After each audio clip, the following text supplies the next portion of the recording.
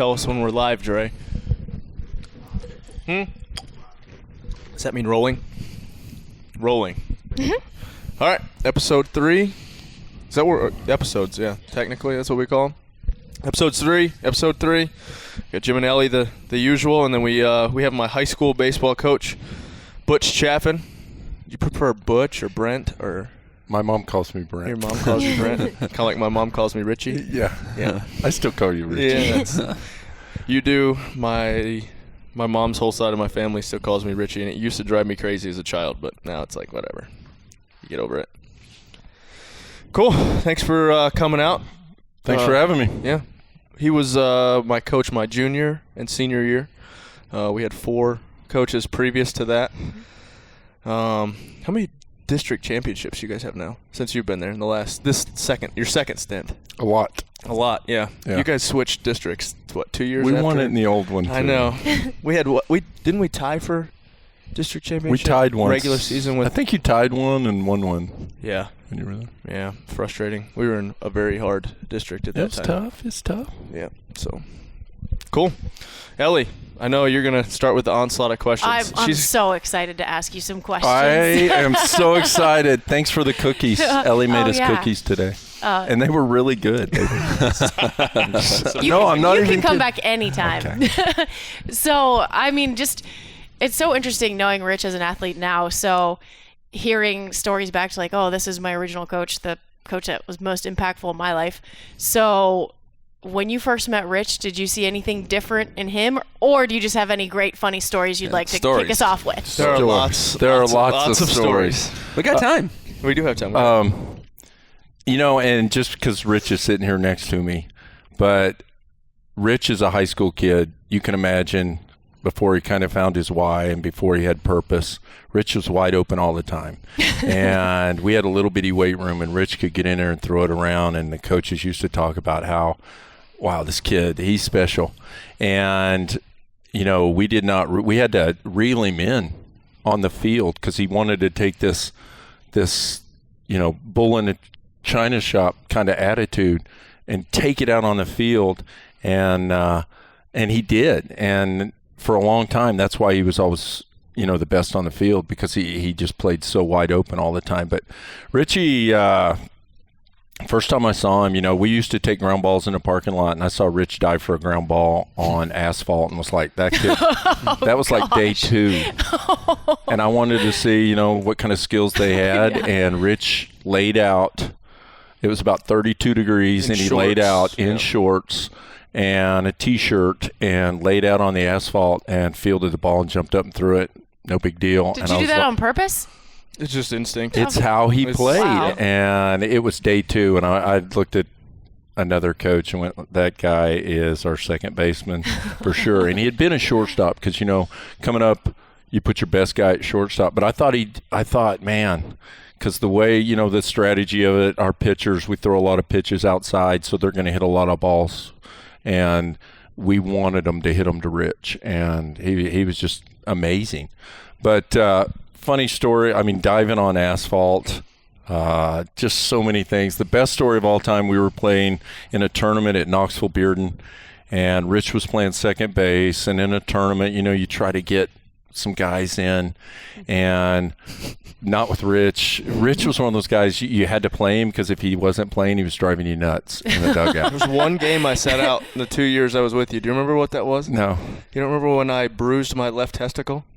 Oh my gosh, yes. Remember that? I remember that. That's the only game I missed. You wouldn't let me play at Smith County. I remember that. I about died. I was like, we're going to kill these guys.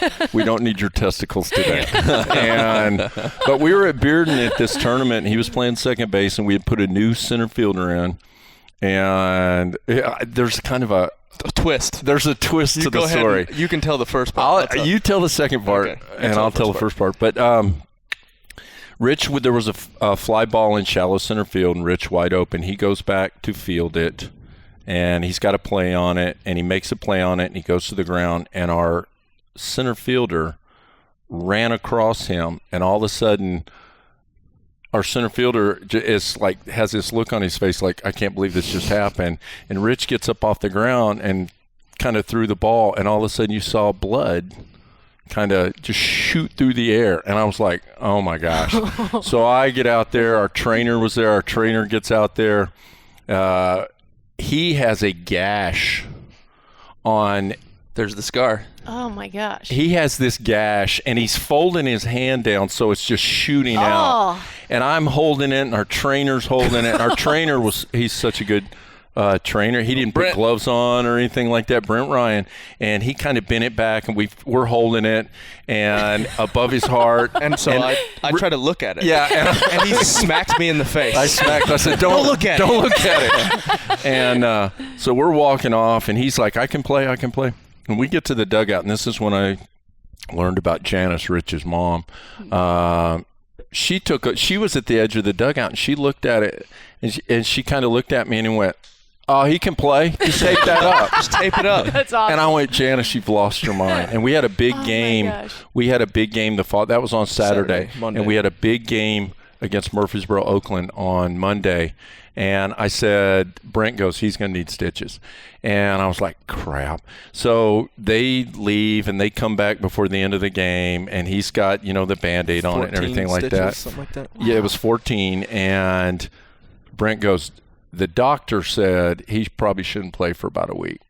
And I looked at Rich, and Rich is shaking his head no. No, I'm good. And we come in on Monday, and I think we used 2.5 rolls of tape. And then we had wristband, like sweatbands. Right. And we put that, and I was like, Rich, I am not for this. And he goes, I'm fine. I can play. It's just a cut. And he proceeds to go 4 for 4 against Murfreesboro, Oakland, and turned one of the coolest double plays. He did the instincts. They hit a ball between first and second, and on the pitch, he just takes off running toward the foul line. Do you remember that? Yeah. That's still one of the best double plays, and he gets it and doubles the guy off. He dove and doubled the guy off first and got us out of the inning, and that might be the only time as a coach that I actually jumped up and down and was high-fiving, and I was so fired up about that. That was a district tournament, I think. That was.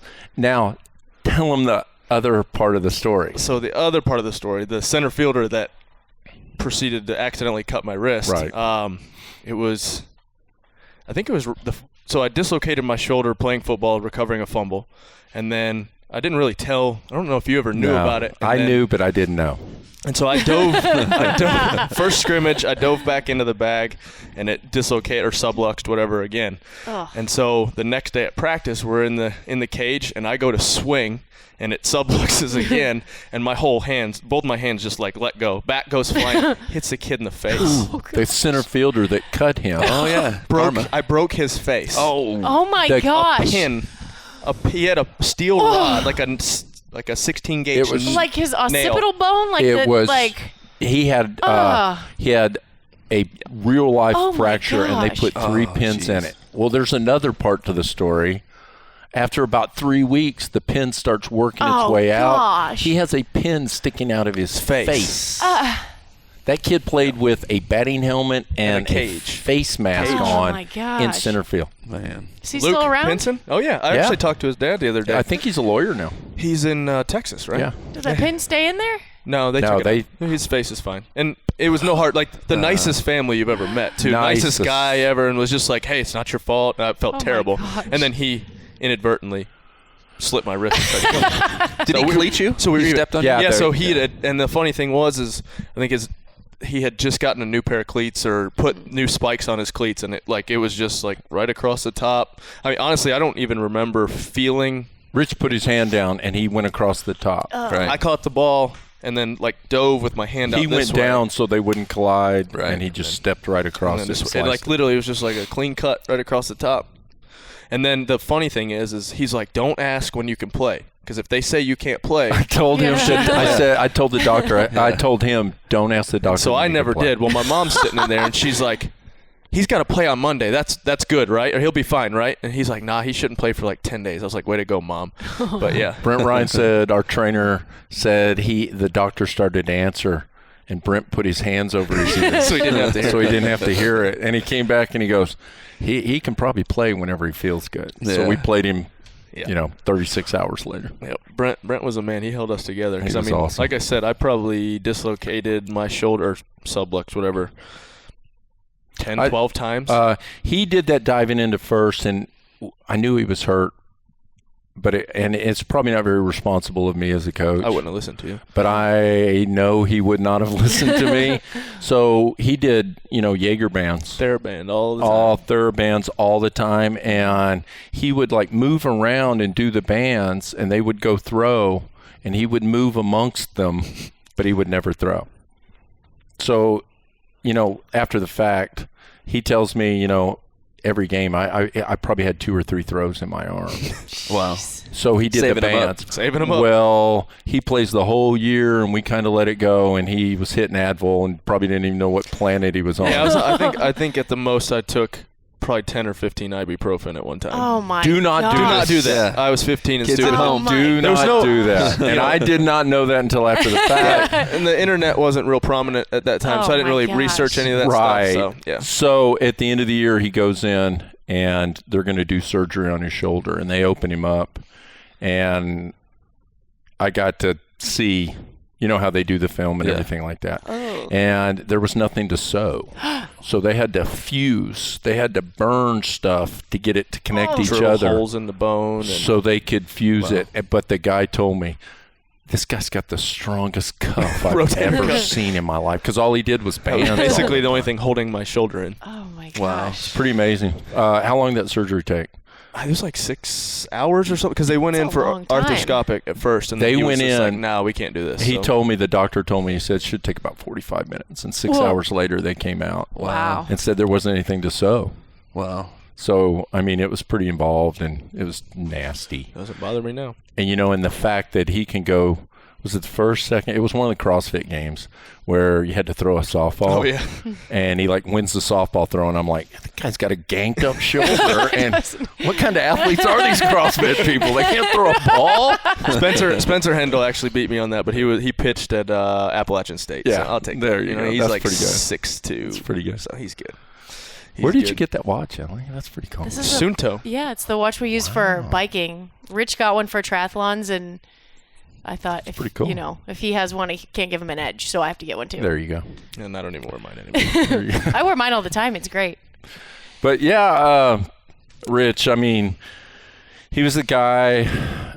He was destined to do. I really believe this. My fear was, and I told his mom this, and she probably never even told him. My fear was that he's always on this adrenaline rush. He's always looking for the next, big adventure. And my fear was, and I even told her, I said, you better pray he becomes like a fireman or something like that, right? And he went through the fire training. She said, he might be a fireman. That's good, right? And I was like, because Rich is one of those guys. He's going to join the military, get a 5-man crew, and he'll be on the side of a mountain taking out bad guys. And, if he was 6 inches taller, he'd be in Hollywood making action films. Yeah. But to this day, my 3 daughters, it was funny when Rich played. All 3 of my daughters, and to this day, they still have Rich's picture. They still have little photographs of Rich in uniform and stuff like that. And my whole family, my wife, my kids, Rich is easy to love, and I mean that. I mean that in all sincerity. He, as a player, he's every coach's dream. And to coach Rich, there's not a lot of coaching going on. It was more like discussion. Mm-hmm. And I probably, when Rich was a junior, senior, I can't ever remember raising my voice to Rich. I'm sure I did, but it was to let everybody else know that I could yell at our best player. Right. But I remember talking to Rich about, what do you think we should do right here? Or what's the mood of the team? But Rich has taught me a lot. Rich, he was the best player. So naturally, and I've changed this from this moment he did this, and this is not a reflection of any kind of weakness on Rich, but you have captains. Well, a lot of people elect captains, but it's a rigged vote, and they vote for the popular guy. And I just made Rich the captain. And he came to me a few games into the season, and he said, man, this captain stuff's hard. And I was like, holy cow, what have I done? I've taken my best player. Everybody names their captains, and I've put undue pressure on Rich. That's my fault. So from that moment on, now what we do, we have a little ceremony, and we swear all our guys in as captain, and at the end of the year, we vote on the 2 guys who are the best captains. Wow, that's awesome. And we put their names on a plaque. So everybody gets to be a captain. But Rich, I mean, for somebody like Rich to go, oh, there's a lot going on out here. You know, how do I handle this? And I'm like, oh my gosh, I put this pressure on him, and that's the last thing I want to do. I wanted to free him up to play. Yeah, but I don't think just having the captain title put that pressure on him. It wasn't even field stuff. It was how there was like 4 guys on our team dating the same chick. Yeah. Remember that? Yeah. Yeah, so it was very girls screwed everything up. But his thoughts weren't on get better. Right. Here's the next game. His thoughts were, you know, on this situation off the field or something like that. And I was like, we're not going to do that anymore. Doing that. So, I mean, as a coach, I think good coaches, they learn from their players. And that's just one of many things I learned from Rich. I also learned that, man, these guys are going to do anything you ask them to do, anything you push them to do. You guys experience that every day. You get people that walk into the gym who don't think they can, but they can. Yeah. And I tell my guys, I told them, we just came off, you know, one of our conditioning things a little while ago. And I'm always screaming, you're tougher than you think you are. You know, you can do this. Fall back on your technique. Okay, we've been flipping tires uphill for about 45 minutes. You're tired. Fall back on your communication, fall back on your training, count on your teammate, fall back on technique. And they do it, and it becomes easier, and they're like, oh my gosh, wow, that wasn't that bad. And we're talking about staying in the moment.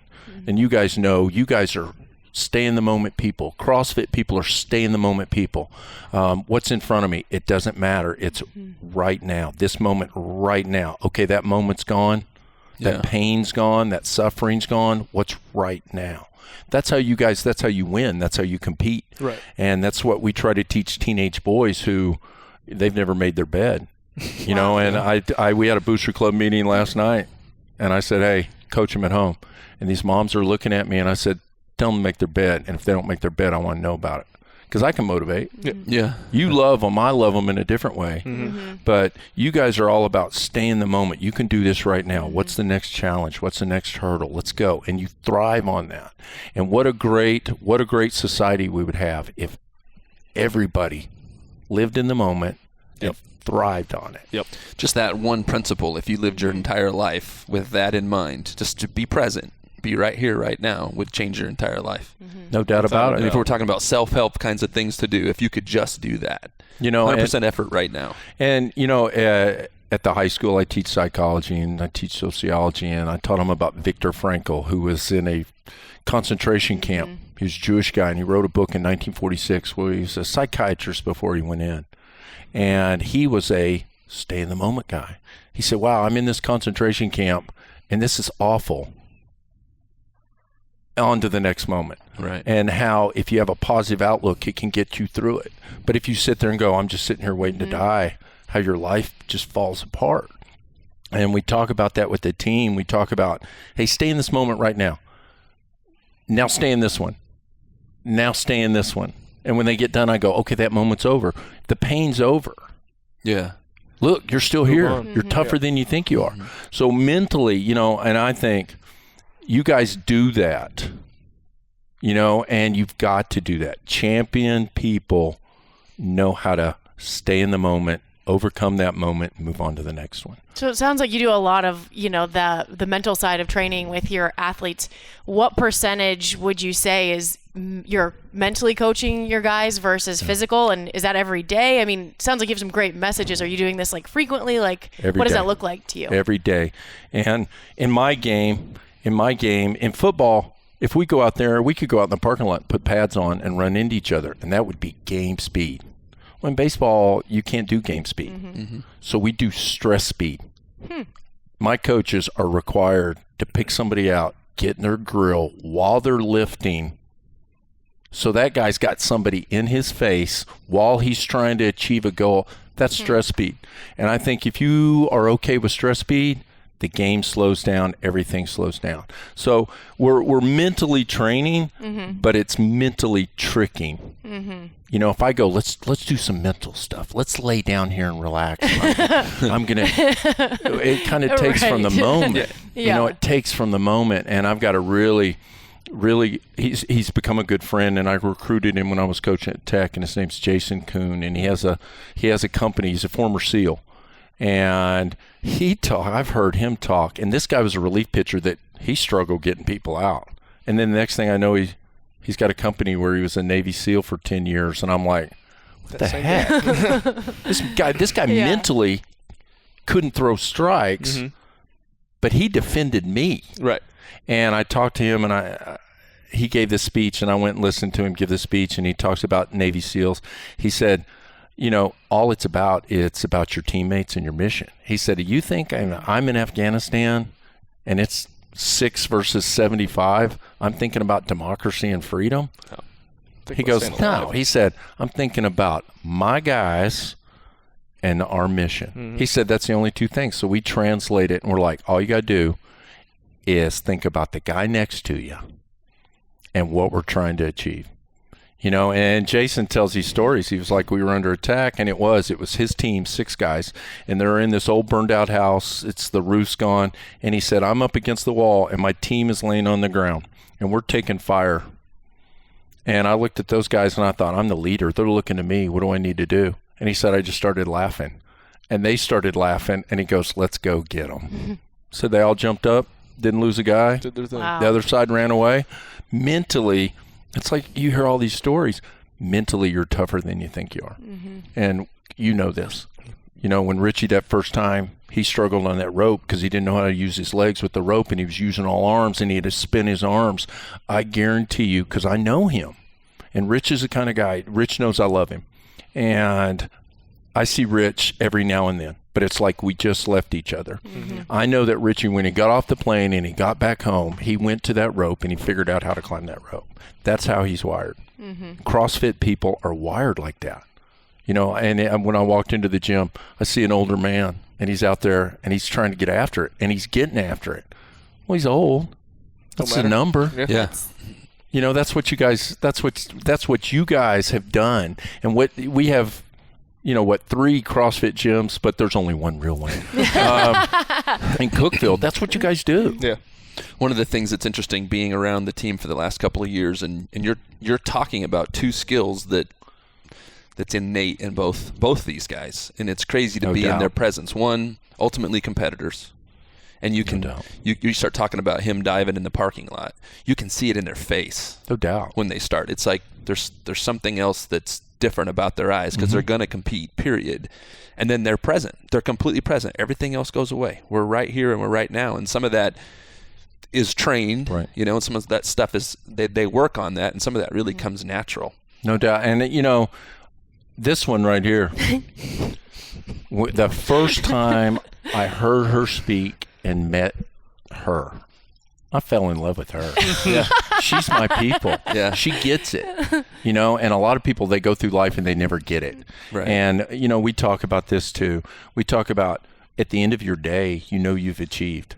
At the end of the day, you've achieved. How many people in our society, at the end of the day, they sit down and they did nothing all day? Right. What a sad existence. I'm a school teacher. What if I went in every day and just sat down and didn't do anything? What a sad existence for me. And my mom, she talks about, my mom's like, she's almost 90 and she has Alzheimer's and she still thinks I'm like 10, and I'll walk in and she'll go, oh, you're so pretty. You're getting so tall, but at the end of the day, God, you got to have a sense of self to do something to achieve. And that's like, my knees are starting to go, but I'll still go walk, and I'll go, God, I'm going to run. I'm going to run this last mile, and I'll get after it. And I'm like, that was awesome. I feel good for me, and how many people don't do that? But what blows my mind about hearing you say that is, I think in the last episode we were talking about, it was like, who were the most impactful people in your lives? And we all mentioned high school coaches. And then I look at you and I think, what a sense of responsibility you must have, because you get a new group of people who, without question, you have the ability to be one of the most influential people in their lives. Change your lives. Like, that gives me goosebumps knowing, like, how do you wake up and get ready? Like, I don't know how I'd look in the mirror in the morning being like, all right, I got to change everyone's life today. I mean, that's a lot of pressure, though. It is, but that's why I get up. And this can sound odd, but every morning when I get up, and I'm not even kidding, when I get in the shower, I have a little junior pep rally inside. That's awesome. Yeah. And I go, let's go. And every now and then, when I'm kind of, I'll tweet it out. I'll go, Monday, you are defeated. That's awesome. Wednesday, I own you. Because I'm announcing. You still do Twitter a lot. Yeah, don't you? That's I love so Twitter. cool. Twitter's made for me. At garbage. At 29. garbage 29. But, I mean, I want to challenge me. Mm-hmm. You know, I can't do the CrossFit stuff that you, at one You time, could. I could. You could. But there's 24 hours Yeah, in you there. have. Okay. I'm saying physically. When I was in physically you college, could do I had that. a chest, and at some point it slid down the sides. I don't know. I had a great chest. I really did. But, I mean, who wakes up and doesn't do anything? You know, and how many people have a great piece of exercise equipment that they hang clothes over? Sits there. Yeah, it is definitely a clothes hanger for You know, sure. it's in the garage. I'm going Yeah. to get this. But they don't take that step. And I'm not even kidding. And it sounds like I'm sucking up to you guys or something like that. But I'll be out and I'll do my walk and I'll run a couple and stuff like that. And I'm not even kidding. I'll go, Rich would run. I don't know. Yeah. You know what I mean? Yeah. Rich would go, and I'll go in the weight room and I'll lift around a little bit and I'll do squats and I'll go, I can do more.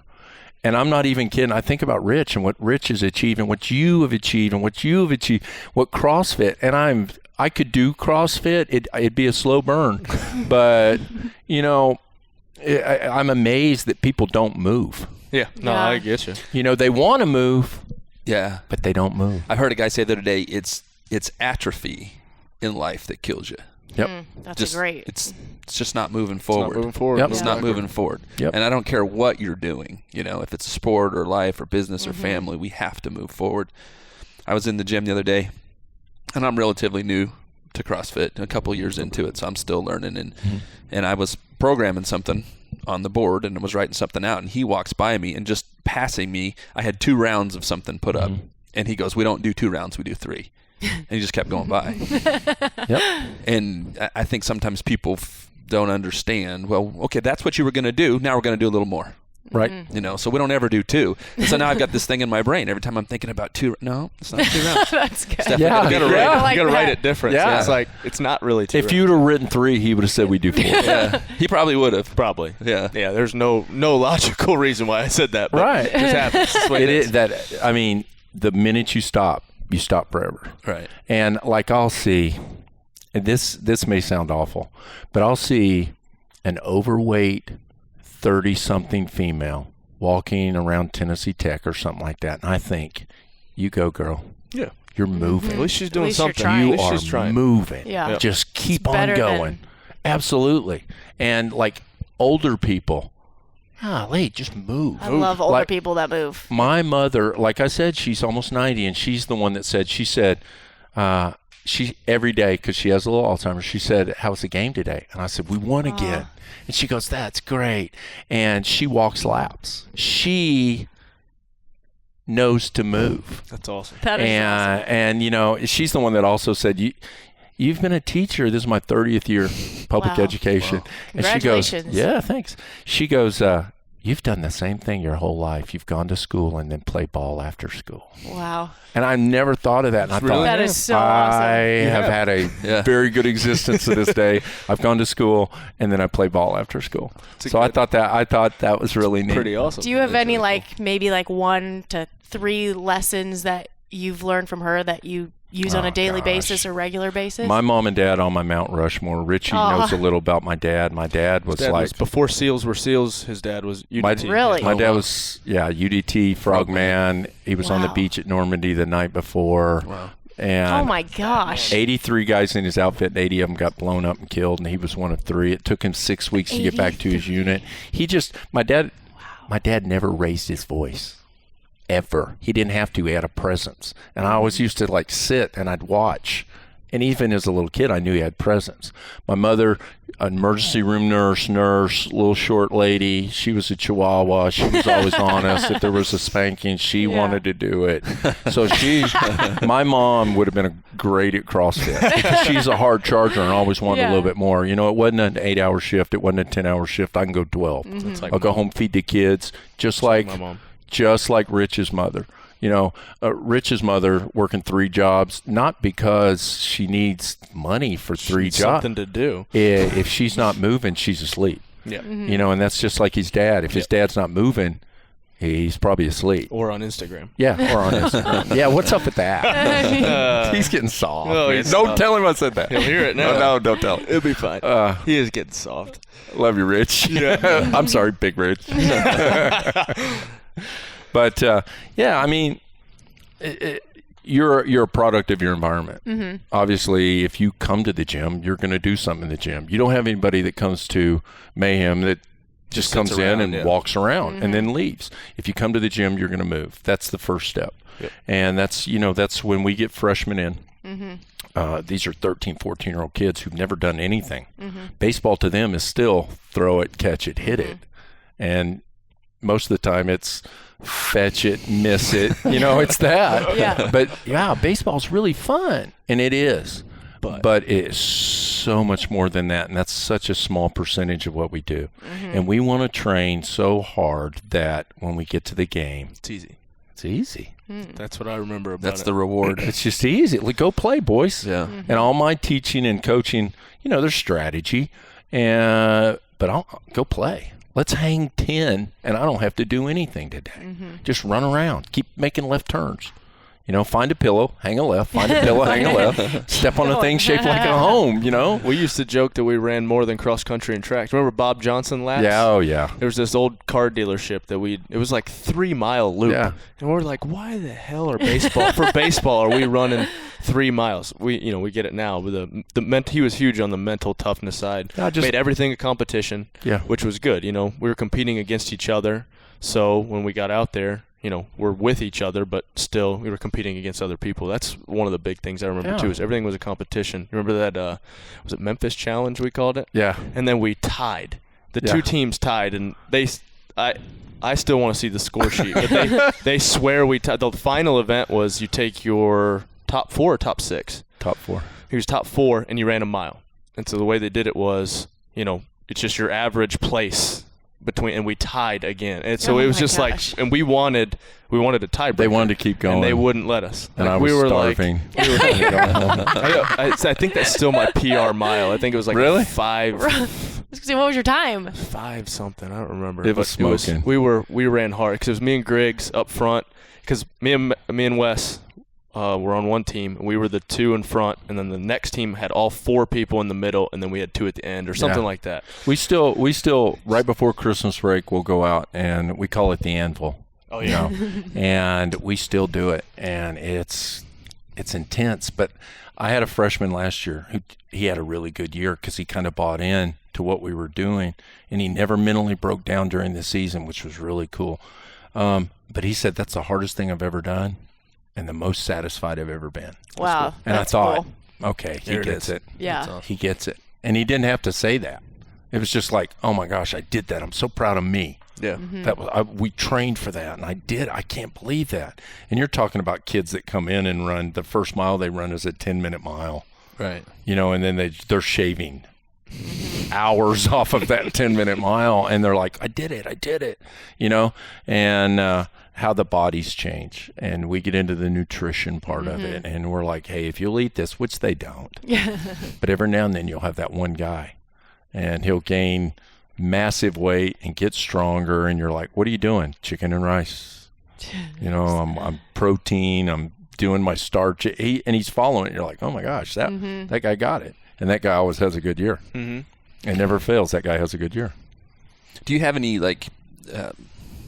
core values / key principles, something that you really work at that kind of come from you as a coach and that you teach out, that's something that's consistent? Yeah, I mean, we are, I can't say my team's going to outwork your team because I don't know how hard your team's working. Right. All I know is we go with, hey, today is today, and we're getting after it today. And we need to be a little bit better than we were yesterday. Mm-hmm. You need to get stronger. And we've been lifting for about 7 weeks. And yesterday we maxed. And we got guys just going through the roof because the weight room will not lie on you. Yeah. If you can't do a muscle up, you can't fake it. Yeah. No. You know what I mean? If you can't power clean because you've got bad technique, you're not going to get stronger. Right. So we'll put those freshmen, we'll put them on a stick and go, show me a power clean. No, you're swinging it out. Stay tight. Get under it. Work. Flip it quick, And once they get the technique, they realize, oh, my gosh, I can get stronger. Because we never did cleans when I was there. I'm a better coach. You've learned a little bit now. I'm in the weight room. He would just run us into the ground for 45 minutes. Like, curl that barbell. All right, now put it overhead. I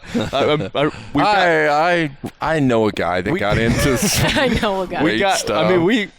Honestly, he crushed us in the weight room. I have no idea what we were doing, but we got fitter. Whatever the heck we were doing. And truth be told, it was some version. I had no idea what I was doing, but I knew sweaty was get good. Out of breath. Get out of breath. People failing to do reps was falling down because you can't stand up. I knew that was good. Right. Yep. And not CrossFit, fitness in general, has come so far in such a short time period.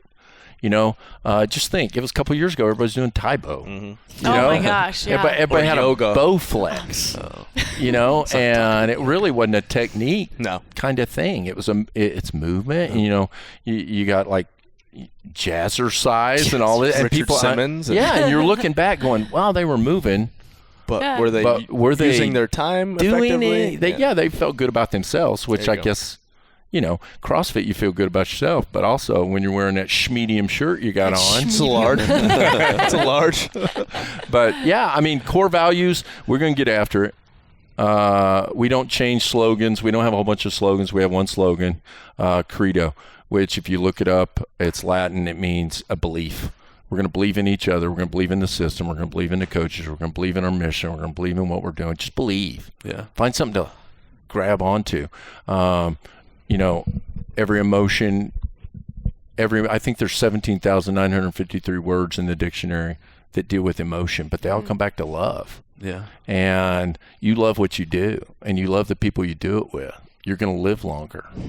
And I told my team today, I said, it all comes back to love. When I'm in your grill, I love you. And, boy, you talk about a tough lesson, having a 14-year-old boy learn how to say, I love you too, coach. Yeah. But my seniors, they'll smack me in the back of the neck going, love you, coach. See you tomorrow. And I'm like, that's cool. Yeah. That's really cool. And we may never win a state championship, but, man, I can give my guys a good experience. What's the state, 2 years ago? Yeah. Yeah. And, I can give my guys a good experience. Absolutely. And that's what I want them. And I'm not doing it, sappy. I want to build relationships. Golly, we don't have cookouts and we don't have bonfires. That's their time. They don't need a coach there for that. And we're not going to build s'mores. You know what I mean? Right. Our bonding time is sweat equity in a weight room. That's cool. And if we leave the weight room and everybody's sweaty, we bonded. And we'll get into this after we get off of fall break. Then we start lifting more, and we'll get into it. And guys will go, hey, I'm going up right here. We shut that weight room down, and we gather around. We have a pep rally, and that guy squats unbelievable weight, throws it on the rack. We yell, and we go back to what we're doing. And 20 minutes later, somebody else will go, hey, I want to do it. And they'll do it, and we'll have a pep rally after, and we go back to it. And it's a trust in each other. Get your work in. I trust you'll get your work in. I'm getting my work in. And when we come together as a team, we're going to be better. So, I believe in what we're doing, and I would never disrespect my athletes. But our school is in a bizarre location. 2,400 kids tucked back in the woods between Nashville and Knoxville. We don't have high-powered travel ball. My guys have to go to other big cities to play. Yep. So I just get good kids who go, I pledge to work. And awesome. On days that I can't work, make me work. And we roll the dice and we compete. And that, as a coach, when I first started out, it was about wins and losses. I lose 3, I go in Walmart. I think people are looking at me funny. And now I'm like, daggum. Who cares? We lost that game, but daggum, I feel good about what we're doing. Last year we started the season, we started out 1-3, and then we went 3-5. And I did not lose my mind. I just kept saying, hey, we're getting a little better. Come on, guys, you can do this. And nobody ever got out of the boat. And all of a sudden we win 17 out of 18. And we're just rolling people. And I'm like, there you go. We're overachieving now. That's good. you know, and they're like, we're not overachieving. We're doing exactly what we thought we'd do, you know, because I'll test them to see where they are, to see if they'll fight back. And Richie knows this. As a coach, I coach kids the way I would want to be coached. Yep. That's so awesome. if Richie goes, hey, can I shut the door? That's not working. We got to make a change. That guy can't do it. Right. And I go, what are you talking about? Rich, get out of my office. I'm not leaving until we get. I like that. Right. I like that. That's open communication. I don't want to be a dictator. I have to crack a whip because I'm in charge. It's my boat. Speaking of crack a whip, there's two events I remember very vividly. Do you remember the inadvertent foul ball? Oh, yeah. Oh, my gosh. I don't even remember who was it Turner? It had to may be have been. Turner. Anyway, Turner's up to hit. He hits a ball, or no, he was catching it. We were on defense, and it was a fair ball. We were playing Bearden at home. Was it okay? And I don't even remember what it went right down the line, Yeah. and the home plate umpire called it fair, and the field umpire called it foul. And they scream it, you know, at the same, and everybody just stops, and we pick it up and we step on first, and the field umpire's like, no, it's foul. And I went, it's not your call. So they got together, and inadvertent foul ball. I got excited. He lost his mind. And it was on videotape, right? And the other coach lost his mind, and they decide to do a do-over. Yeah, I've never heard of it. do-over? Inadvertent. Nobody had Foul ever ball. heard of it. There's no such thing. There's no such thing. So we did it over, and I'm looking at their coach, and he's mad, but he's not mad at me. And I'm not mad at him. And I'm like, you guys, we're about to, like, if that didn't exist. Is that what you're saying? And they're like, that's exactly what we're saying. And so he goes to break a chair, like pick up like a school chair, you know, the metal with ceramic top and or back and whatever. Well, when he goes to throw it, it lands in the trash can. I threw it in the trash can. So it didn't break. So it made him even more. So he threw it again. It's really bad. And it broke that time. I've calmed down a little. And then this one's by far one of my favorite stories. So we're coming back from a Rockwood game. We won like 29-10 or something, but we left like 19 runners on base. Yeah, it's bad. And so he's sitting up front. He always sit up front. And on the way to games, we weren't allowed to talk. No talking. Couldn't do anything. But on the way back, it was kind of a free for all. As long as we won, you know, most of the time you kind of policed it. If it was we lost, you're like, don't talk, don't just everybody shut up. So anyway, he's sitting in the front. All of us are sitting in the back, and I was a junior at the time, but I hung out with all the seniors, and Craig was there too. Oh my gosh. And so they had this laser light, and he's shining it or whatever. Well, one of the seniors gets a hold of it and starts shining it on his head, and everybody's kind of giggling, laughing, whatever, and he hands it back to Craig at that time, and we're pulling into school, and it's kind of dark, but not quite dark yet. And so you just see him hop up out of the seat, run back there. There's coolers and bags and feet, and he's like hopping over his like little run, you know, that we joke about. And so he's grabbing the keychain, and he can't figure out how to unclip it. He finally unclips it because it was on the keychain, rolls down the window and chucks it out the window. He goes, when we get back, get your running shoes on. Craig goes, yes, sir. He goes, all of you. So we get out there, and we're on the track, and the track's right next to the baseball field. And we'd run a 50, he'd chew us out for 5 minutes. We'd run a 50, he'd chew us out for 5 minutes. And then we keep in mind we won this game by 19 runs. Yeah, it was not even a contest. Well, so the coaches go back in, and some of us kind of sit there, and we're trying to talk it out and act like, you know, we're doing whatever. Well, it starts raining. And then one of the assistant, Ricky, comes out, and he goes, hey, you idiots, get out of the rain. And so that was that's one of my favorite stories. I just remember like that. because all you could see was his shadow coming back at the back of the bus, and everybody's like, shit, what's he doing? I was going Just over. I remember fumbling going with over this. those. I was tripping over coolers and just getting so mad. Oh, it was so awesome. And so, yeah, the laser light incident, we still joke about that one, because that one was... So you guys make fun of my run? Yeah. The way I run? Sometimes. You get it done. Hey, you're always moving forward. I'm moving You forward. make fun of your run. I make fun You of make my fun run. of your run. We just do what you do, so, yeah. it's okay. No. Yeah. How many marathons have you run? 3. 3? Wow. Nice. See, so I haven't even done Every that. step. Ran every step. Every step. I did not walk one step. When was the last one? About 4 years ago. 4 or 5 years ago. Yeah, because you run pretty much how many times a week, or were you running? Now you said you run and walk, but how many days a week you? I move about 5 days a week. There you go. Sometimes late at night, sometimes early in the morning, whenever I'm feeling it, whenever I have time. Yeah. It's good think time. You know, it's just good think time. Yeah, for sure. So you've coached for 30 years, you said? Mm-hmm. Has it, over that, that's 3 decades, like, do you have milestones of things like you've learned versus, I'm going to throw the clicker out the bus window, or I'm going to coach him differently, or I've learned that, you said that, you've learned from him. Have things changed over the years for you at all? Definitely. And believe it or not, I don't think I've ever been out of control as a coach. Everything's premeditated. Yeah. Everything is for a reason. It kind of freaks my guys out because they know I don't hold a grudge, which I can go off on you, turn and talk to him, and be okay with you. And once they learn that, it's good. That's hard for a freshman to learn, but not to hold a grudge. I don't think I've ever attacked anybody personally. If you can't take it, I won't get you. Yeah. I'll wait until you can handle it before I get you. And those freshmen, they're afraid of me. They think I'm a mass murderer, serial killer. And so you said you're trying to create a high stress environment, so there you go. It's high stress for them.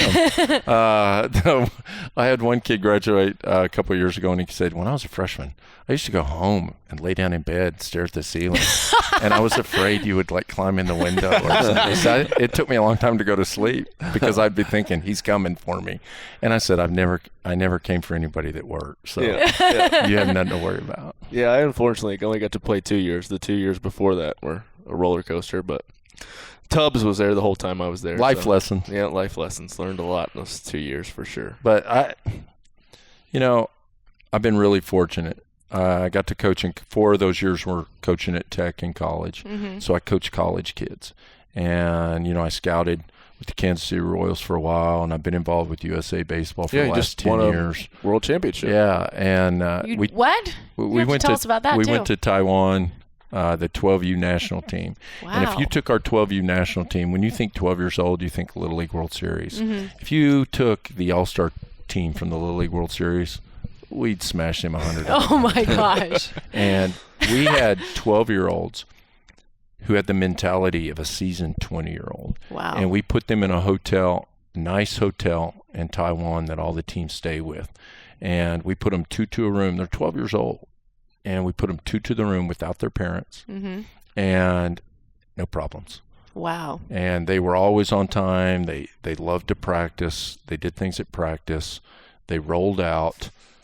We won every game, and then we got to the medal round, and we had to play the host team, Taiwan. Wow. And we kind of got our pitching out of order, so we threw a kid who kind of struggled, and they absolutely annihilated us, 16-4 in front of about 6,000 people. Wow. This pro stadium. And our kids just kind of regrouped, came back. We had to play Mexico the next day. We were behind, ended up beating Mexico. We had to play Japan, beat Japan, and we got back to the gold medal game. Wow. Which was on a Saturday night in Taiwan, in a pro park, packed with 11,000 people. 11,000. Of those, 50 of them were American fans, their parents. So we have 12-year-old kids in front of 11,000 people. And in an Asian game, it doesn't stop. They're beating on stuff, playing drums. It's loud. They're doing chants the whole time. And as a coach, I was kind of, on edge. Gosh. Oh, my gosh. A lot of distractions. The night before we played that game, we weren't sure who we were going to pitch. And this kid knocked on our door, Brandon Oliveira from Miami. He's 12 years old. And he had struggled. Last 2 times he had pitched, he had kind of struggled throwing strikes. And he opened the door, and we're like, "What's up, Bo?" And he goes, "I want the ball tomorrow." We're like, "Hey, man, we're still trying to make a decision. It's going to be a big crowd." And he goes, "I want the ball tomorrow." Wow. He said, "I haven't proved my value. I haven't proved my worth on this team. I want the ball." He's 12. 12-year-old. Wow. So we give him the ball. He throws no-hit ball for the first 4 innings, gives us time to score some runs. Our shortstop hit a home run. Our first baseman followed our shortstop with another home run. And we rolled the host country in front of 11,000 with 5,000 watching on a big screen outside the stadium. Wow. And had the Prime Minister of Taiwan hang a gold medal around our neck and have to give us a trophy. And he was hating it. Oh, my gosh. And if you YouTube the moment, we're laughing because our head coach, when he put that gold medal on him, I'm standing next to him. Our head coach pretty much went, "You're hating this, aren't you?" And I am dying laughing. It was just unbelievable. These are 12-year-olds. Yeah. And I've worked with the 18U team and the 15U team. And so I kind of floated all over with them. And, you know, I've got to do some really cool stuff. So as a coach, I think I've grown up. Just like players grow up, just like athletes grow up. I've kind of grown up, settled in, got a little more confident in what I'm teaching. This works, just do it, you know, and I'm always finding a better way. I'm looking for the better way. And I think coaches mature just like players do. And, you know, like I said, I don't think I've ever been out of control. Been out of control on purpose. I think everything was calculated. Yeah. Everything's for effect. If you knew, like we knew, like I knew, I could sit back and see, oh, he's what he was doing at that point. Yeah, no, did I ever feel like, oh man, he's gonna fly off the handle or something? Like I knew something was coming, but I just, you know, you knew why it was happening. Yeah. Like it wasn't unneeded or they would lose. My teams lose, and once a year I'll go, "Hey, that one's on me," you know, and they'll go, "No, coach, it's our fault." And I'll go, no, I'll take the blame for this one. But you can only do that once. You got to save it. And we won a game last year, and we're in the middle of this winning streak, and we won, but it was kind of it wasn't. A lot of times I coach as if I was watching the game. What would I want to say? I want action. I want it fast. I want to steal bases, and let's go. Let's do this. And it just kind of dragged, and we won the game. And after the game, I took them to the corner, and 15 minutes, I was like, "What do you want to be?" And I kind of got on them, and they're looking at me, and they're like, "We just won this game." You know, and I called them out. And I kind of called them out, and they responded. And I walked back up, and the newspaper guy goes, "You just won the game. What could you talk to them for 20 minutes?" I said, we were just taking inventory, you know? Yeah. So, yeah, and that's part of the mental game again. You know, that's part of the mental game. He's trying to figure out what I'm thinking, what I want. You know, and my dad, it comes back to my dad. My dad could look at you across Disneyland and give you a look, and you knew exactly what to do. You know, that's incredible. So, what would you say to a new coach? What piece of advice would you give somebody? Here's what's happening to new young coaches, and I've been on a couple other podcasts, and I've talked with guys about this, and this breaks my heart because new young coaches get into it, and they 2 years in, a parent will say something and make life hard, and they'll want to please people, and they just go, "I'm burned out." And my whole philosophy on burnout is, if you say you're burned out, you got to ask yourself, were you ever on fire? And my love for the game and the love for what I do and the love for my assistant coaches and the love for my older guys, man, that lights my fire every day. And I don't think I'll ever burn out. I really don't. And I've had parents come at me from every angle. Right. I couldn't imagine. Here's the thing. I don't coach parents. I coach kids. Yeah. And I don't have to answer to parents. I just have to answer to my team. And if my team thinks I'm doing the right thing, you know, I'm high school coaches in Tennessee laugh at me because I'll carry 21 guys on the roster and figure out how to get 20 into one game. You know, I like using a lot of guys, but to get on the field for me, you know exactly what it takes. There's no politics. There's no money game. Nope. If you can play, you're going to play. And I'd bench my mom to win a baseball game. You know? I'd play a donkey in left if I thought that donkey'd give me an advantage. Right. So there's no gray area. Right. And even when I'm getting on you, there's no gray area. It's black and white. You know why I'm getting on you. I just don't make it up and blow. And I think guys like Richie who got it up here, they're up, you know, they thrive on that. Yep. They don't want gray. They want black and white. What do I have to do to play? You have to do this, this, this, and this. Yep. Now, keep in mind, about every fifth game, I want to see another guy. It has nothing to do with you. I'm going to put that guy in. I want to see if he can do it. You know, there's no gray area. And I think a lot of younger coaches, there's more gray area than black and white because they're trying to please people. Sure. And, you know, I don't care. I got friends. I don't need any more friends. Right. You know, and you want to get on a website and blow me up? Cookville.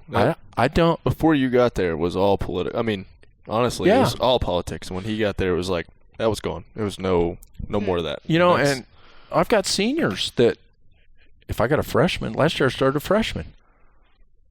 You know, and I had some seniors sitting. You started a freshman when I was a senior. Yeah, and we're at the point now to where it's like, well, freshman's better than me. I'll be a role guy. I'll do whatever you need, coach, but that guy is better than me. I had a senior tell me, guy's better than me. Right. Wow. For us to win, that's how I know my culture's good. I'm the guardian of my culture, but my players are my culture. And if you don't teach, if you don't guide your culture, you're going to have culture. It may not be good. Right. Yep. If you say nothing in this gym, you're going to have a culture. Yeah. But if there's a work in this gym, people that come in, you can feel it, you can see it, you can hear it. And at my place, golly, my old guys, they are the best. I really believe they're the best in high school baseball at, I'm a senior, you're a freshman, we play the same position. I'm going to coach you up. Wow, that's And awesome. I get a pride rush when I see a senior telling a freshman, hey, come here, this is what you're doing wrong. Make this correction. I'm like, yeah, that's what it's about, Yeah, that's so awesome. I like Cookeville High School. I wish we had SEC players every now and then. Me too. I wish we had those guys, but I would trade my guys. I wouldn't trade my guys for a state championship. I would not sell out for a state championship just to have a ring. I want my guys. Yeah. So when we get there, and I may be 90, when we get there, man, it's going to be sweet. Be a big time. We'll be there cheering you on. Sure you All will. signs. You'll be like 60. Oh, yeah. I'll be rolling up. It's fine. 75. On the Rascals. CrossFit Rascal. CrossFit Rascal. Oh, my gosh. Cool. I think we're right at about an hour. That's what we're trying to keep Good. them. So appreciate you coming. We'll No probably have you problem. back. Love you guys. I mean, and golly, my friends are people that make people move and coaches. And like, I just met you and I love you. Right on. I love you too, Coach. You know what I mean? Yeah. And Knucklehead here. Yeah. I love her. Just because I can tell you're good people and you're for other people. And, I'm about that. So. We appreciate it. That was You got anybody you want to plug? Any shout outs? Anything you want to do? How can we help your boosters? Like, what can we do Yeah. for your team? Oh, you guys have done them. It's so much. Yeah, it's never enough. Come on. You just You shared keep all these making- great stories. You making those cookies. You want us to help you make the anvil this year, or is that the same thing every year? That's my baby. Is that your baby? All right. Okay. I don't need no Don't need no help. ex-Navy SEAL planning out All right. No, seriously, it's pretty exciting. It's exciting for the kids. Last year it had been really warm, Yeah. and all of a sudden it got rainy and wet and dropped Yeah. down to like 30 degrees, and we did it in the mud. Nice. And a kid who had been dying to win it for 3 years, he finally won as a senior. And in the locker room, we've got a hunk of wood with a little baby anvil on it, and we take a Sharpie and write the winner. That's Did so Angelo cool. come do it last year? Or was that the year before? No, he's soft, man. Yeah. I thought one year he went over there. No, he was helping goes, somebody practice. No, he was helping somebody practice, and he goes, I want to do it. And I went, it ain't about you. Yeah. Oh, Good. Nice. It's about us. He needs It ain't that. about you. He needs that every once in a So. while. He just bought a Camaro. Did he really? Yeah. 18-year-old bought a Camaro. So that was our previous episode. You have to listen to that one. They're all Cool. about Car that. talk. Nobody to plug? Nobody? No, I mean, Cavalier Baseball, Cookeville Cavalier Baseball. CHSCavalierbaseball.com. At Garbage29 on Oh, Twitter. yeah. You don't have Instagram, right? No. You don't do pictures? I do Marco Polo. Have you seen that? I love Marco Polo. What is that? It's like you can do little movies to each other. It's like texting a movie. Marco Polo? I've never heard. I It's like, want to do this. It's a free app, Marco Polo. Marco Did I Polo. just get? I didn't mean. no, there's a plug. They better send me Send a me some check. money. Holy go. smoke. Marco Polo. Ellie, what you got? Oh, what do we? Aw. Ellie's, Awesome. Ellie's cookies. Oh yeah. What do you want next? What do you want me to bake you? Surprise. You said you like stuff with apples. Ooh, apples Ooh, are apple good. pie is Apples my are favorite good. thing That's good. on the Okay, planet. we'll do that. Okay. What? I mean, I don't know. You're What gonna do you have plug a your Band-Aid? What sponsors. did she do? Well, Did she shoot you know, herself? She shoot herself? Rich Arrow? made us do these cleans with this knurling. Oh, God, put that I back know. on. Well, not shooting blood like he did. That's God. true. That's true. I don't That's know. Bear Complex, Paleo Works, their baseball team. Their baseball team. Your baseball team, sorry. Your baseball Our team. baseball team. Official member. Yes. Oh, don't get rid Can of I that. have some like You your? can't get, You you got can't it. get rid of her No, once. You can't get rid of her. I'm a telling great you. mascot. Get rid of her. Oh, jeez. You. I bake a lot. She's a baker. All right. You'd be Careful well what you fed. wish for. All right. I got Good to meet you, Thanks. Coach. Rogue Yeah. Fitness, Reebok, Reband, Real Tree. A lot of R's. A lot of R's. Bear Complex. Rogue. Rawr. Rogue stuff's awesome. It's pretty much across. What? Advocare. Got the bottle. I don't even have to say it because I have the bottle here. Advocare. Advocare. Cool. Jim? I'll thank God, my wife, my kids. Yahoo! And you can catch up with me at Instagram at James Dean Hensel. James Dean James Hensel. Dean. And then be on the lookout for some new stuff we got coming up. Woo! Mental stuff and physical stuff. Both. That's good. Yahoo! That's good stuff. Cool.